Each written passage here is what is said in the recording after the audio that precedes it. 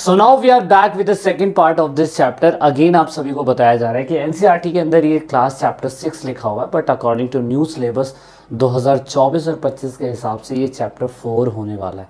तो अपनी बुक को रीराइट कर लीजिए, चेक कर लीजिए। आई होप आपने वीडियो लेक्चर सीरीज का पहला पार्ट देखा होगा। पहला पार्ट नहीं देखा है तो वीडियो के डिस्क्रिप्शन में लिंक है या चैनल की प्लेलिस्ट पे जाइए, आपको पहला पार्ट मिलेगा। उसके आगे हम कंटिन्यू करने वाले हैं। तो हमने पिछली क्लास में ये समझा था कि यूनाइटेड नेशन ऑर्गेनाइजेशन जो है वो एक ऐसी ऑर्गेनाइजेशन है जो इंटरनेशनल लेवल पे लोगों की मदद कर रही है, सारे डिस्प्यूट सॉल्व कर रही है। और अगेन मैंने क्या कहा कि इंटरनेशनल ऑर्गेनाइजेशन सिर्फ एक ही पिलर पे काम नहीं करती। जब तक हम पिलर्स के बारे में नहीं जानेंगे तो हमें चीज़ें समझ में नहीं आएगी। बेसिकली हमने वीडियो लेक्चर सीरीज के पहले पार्ट में ये समझने की कोशिश करी थी कि जो यूनाइटेड नेशन ऑर्गेनाइजेशन है वो मल्टी डायमेंशन लेवल पे काम करता है, लेकिन धीरे धीरे करके उसने अपने मल्टी डायमेंशन लेवल को भी कम करा। But before starting this second part आपको कुछ बेसिक चीज़ें समझने की ज़रूरत है। यूनाइटेड नेशन ऑर्गेनाइजेशन इतनी बड़ी ऑर्गेनाइजेशन है कि सारी कंट्री के लोग इसके सामने मत्था टेकते हैं, समझ रहे हैं? तो इसीलिए हमें इसके सारे ऑर्गन्स को पढ़ने की ज़रूरत है। वो ऑर्गन्स कौन कौन से हैं देखिए। ऑर्गन से सबसे पहले जनरल असेंबली। हर किसी कंट्री की ना एक पार्लियामेंट होती है। अपनी इंडिया के अंदर लोकसभा राज्यसभा है। पूरे भारत के लिए जो लॉ बनाए जाते हैं वो लोकसभा और राज्यसभा के अंदर बनाए जाते हैं, ये हमें अच्छी तरीके से पता है। कंट्री का सबसे बड़ा लॉ जो बनता है वो कंट्री के पार्लियामेंट के अंदर बनता है, लेकिन पूरी कंट्री का सबसे बड़ा महासभा जो बैठा जाता है वो जनरल असेंबली में बैठा जाता है। इसे पूरे कंट्री की महासभा या पूरे कंट्री की पार्लियामेंट भी बोला जा सकता है, क्योंकि इसके अंदर जितने टोटल मेंबर होते हैं ना 193, हर किसी कंट्री के रिप्रेजेंटेटिव यहाँ पे आते हैं। और इस कंट्री के रिप्रेजेंटेटिव के हर किसी कंट्री का एक वोट डलता है। उस वोट के अंदर किस कंट्री को ऐड करना है, किस कंट्री को हटाना है, किस मुद्दे पे, किस इशू के ऊपर बात होनी चाहिए, उन सभी की डिसीजन मेकिंग इस जनरल असेंबली के अंदर होती है। जनरल असेंबली मेन जो है पॉलिसीज़ बनाती है यूएन से रिलेटेड। जैसे मैंने कहा कि 193 कंट्री जो है इस सभा के अंदर, इस असेंबली के अंदर बैठते हैं। आपने बहुत बार स्पीच सुनी होगी नरेंद्र मोदी की, आपने स्पीच सुनी होगी इंदिरा गांधी जी की, आपने स्पीच सुनी होगी मनमोहन सिंह की। तो जो भी फॉरेन अफेयर होते हैं, इसमें अटल बिहारी वाजपेयी भी एक बार गए थे यूनाइटेड नेशन ऑर्गेनाइजेशन के अंदर। तो आप यूट्यूब पे बहुत सारी वीडियोज़ हैं, आप जाके देख सकते हैं, खंगाल सकते हैं कि किस तरीके से इन सब चीज़ों के बारे में बताया गया है। उसके बाद है सिक्योरिटी काउंसिल। देखिए ये नॉर्मल सभा से अलग बैठकर मीटिंग होती है। इसमें 193 लोग बात नहीं करते हैं।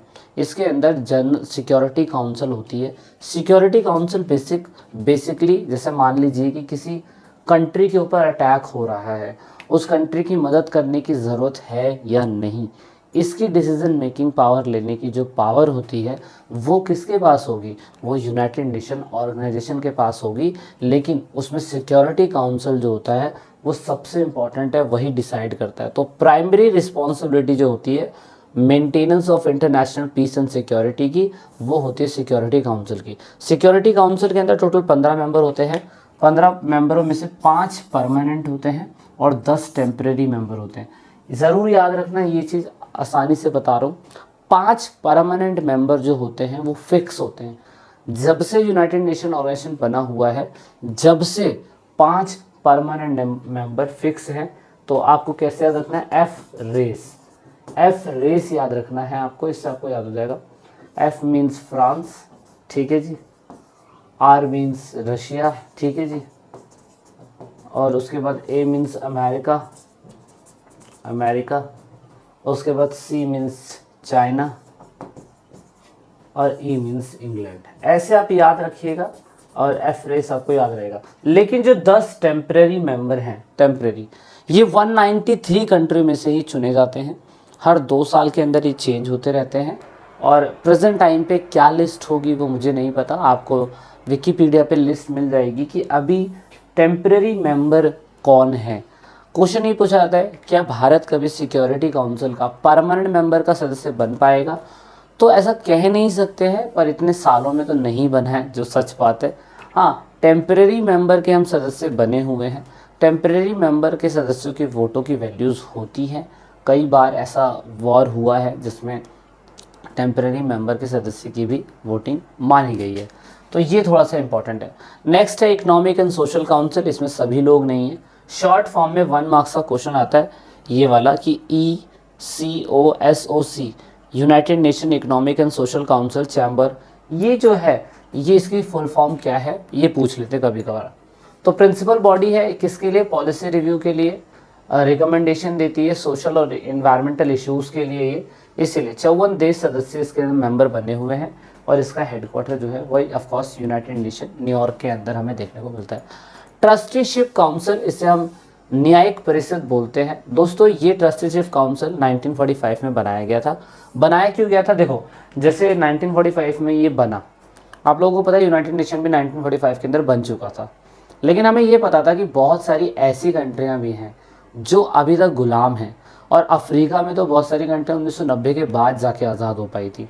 तो ऐसे में हमने ट्रस्टीशिप काउंसिल उन कंट्रियों के लिए बना रखी थी जो कंट्रियां किसी न किसी कॉलोनियल पीरियड के अंडर में आती है। जैसे एग्जांपल के लिए 1945 में हम लोग पार्ट बने, तो जब हम पार्ट बने तो उस समय तो अंग्रेज़ों ने हमें गुलाम बना रखा था।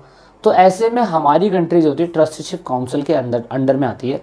इसके अंदर क्या होता है कि जो भी कंट्रियां, जिन भी कंट्री को गुलाम बना के रखी हुई है, उसकी देख रेख, उसके मतलब मेंटेनेंस, उस कंट्री में डेमोक्रेसी, रूल्स एंड रेगुलेशन सही तरीके से चल रहे हैं नहीं चल रहे हैं, वो ट्रस्टीशिप काउंसिल जो है देखेगा। ये 1994 के अंदर, 1994 के अंदर इसे डिसबैंड कर दिया गया था।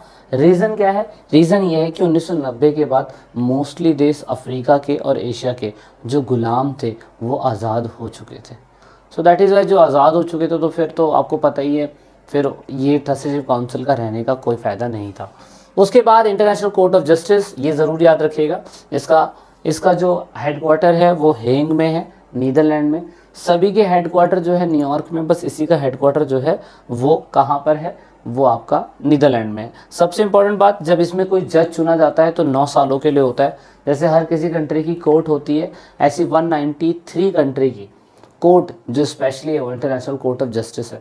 अगर 193 कंट्री का कोई भी डिस्प्यूट सॉल्व होना होता है, कंट्री का डिस्प्यूट सॉल्व होना होता है, तो इस कंट्री के लोग जजमेंट देते हैं। इनके जजों की संख्या 15 है।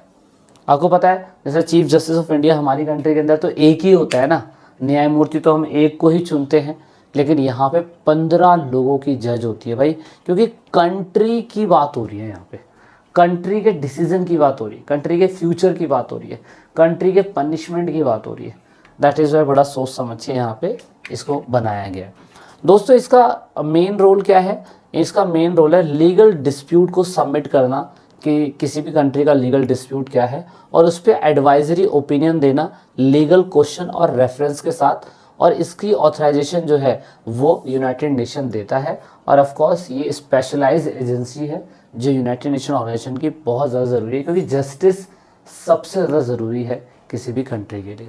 तो यहाँ पे नेक्स्ट है सेक्रेटेरियन, ये लास्ट पार्ट है। सेक्रेटेरियन दोस्तों ये भी न्यूयॉर्क के अंदर है। Of course day to day life का जितना भी काम चलता है यूनाइटेड नेशन ऑर्गेनाइजेशन का, वो सेक्रेटेरियन यानी कि सचिवालय के अंदर ही चलता है। दूसरी एजेंसी है जो हमें क्या कहते हैं बताई गई है, ये भी एजेंसी यूनाइटेड नेशन ऑर्गेनाइजेशन की है, पर ये सब एजेंसी है, मतलब एक प्रिंसिपल ऑर्गन मैं नहीं बोल सकता, इसीलिए WHO United Nation development programme, United Nation human rights commission for refugee, human rights council, और उसके बाद आता है यूनेस्को, और उसके आता है यूनेस्को के बाद आता है यूनिसेफ, और ILO भी है। ILO भी है, इसके अंदर आई थिंक दिया नहीं हुआ है, उसके लिए मेरे को अलग से क्या कहते हैं प्लेलिस्ट बनानी पड़ेगी। उसके लिए हम जब नए टॉपिक स्टार्ट करेंगे तो हम उस पर डिस्कस करेंगे। हालांकि पहले हम यूनेस्को के बारे में पढ़ लेते हैं। यूनेस्को दोस्तों क्या है, यूनेस्को का मेन काम है एजुकेशन और नेचुरल साइंस, कम्युनिकेशन, कल्चर, इन सब को बढ़ावा देना, इन सब के लिए बेसिकली काम करता है ये। जितनी भी कंट्रीज़ की मेंबर बनी हुई है उस कंट्री के अंदर technology, technical, literacy rate, education, training, इन सब के ऊपर ये इनको बढ़ाने में मदद करता है। तो आपको पता है जितने भी हमारी कंट्री के अंदर जो धरोहर साइट्स हैं, पुरानी पुरानी साइट्स हैं, उनकी प्रोटेक्शन करने का काम, क्योंकि कल्चर हमारा वहीं से दिखाई देता है। ताजमहल का कभी आपने देखा होगा, कभी आपने जामा मस्जिद का देखा होगा, अभी आप 12th क्लास के अंदर हम्पी शहर के बारे में पढ़ रहे थे, तो हम्पी शहर को 1986 में नेशनल हेरिटेज साइट किन्होंने बनाया था? यूनेस्को ने ही बनाया था। कभी हम डांस को इम्पोर्टेंट दे देते हैं, कभी हम किसी पत्थर को, किसी स्टोन को, किसी मूर्ति को, किसी मंदिर को, किसी साइट को, ये सब बनाने वाले कौन है? यूनेस्को, क्योंकि वो कल्चर को प्रमोट करते हैं। तो 7 अजूबे इस दुनिया में, 8वां हमारा चैनल ई पाठशाला। तो 7 अजूबे जो सिलेक्ट करता है वो भी यूनेस्को ही सिलेक्ट करता है अपनी लिस्ट के अकॉर्डिंग। यूनिसेफ, यूनिसेफ का काम है चिल्ड्रन के लिए फंड इकट्ठा करना, इमरजेंसी फंड इकट्ठा करना, ताकि पूरी कंट्री में उनके डेवलपमेंट के लिए बात हो सके। और इसका मेन काम यही है कि चिल्ड्रंस के बीच में हेल्थ और बेटर लाइफ जो है प्रमोट करने का काम ये करती है।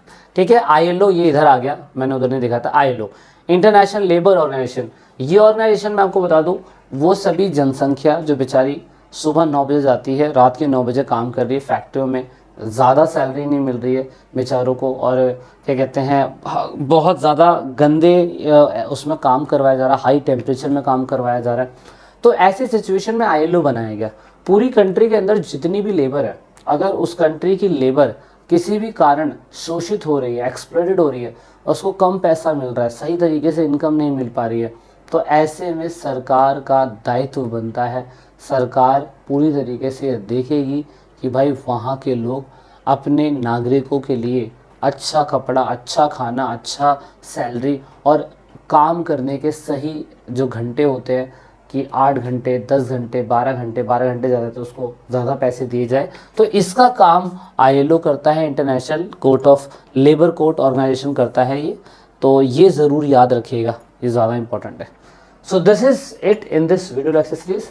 वीडियो लेक्चर सीरीज़ का लास्ट पार्ट अभी हम अगले पार्ट में बात करेंगे। So this is in video. जय हिंद, जय भारत, वंदे मातरम, भारत माता की जय। मिलते हैं जल्दी थर्ड पार्ट में।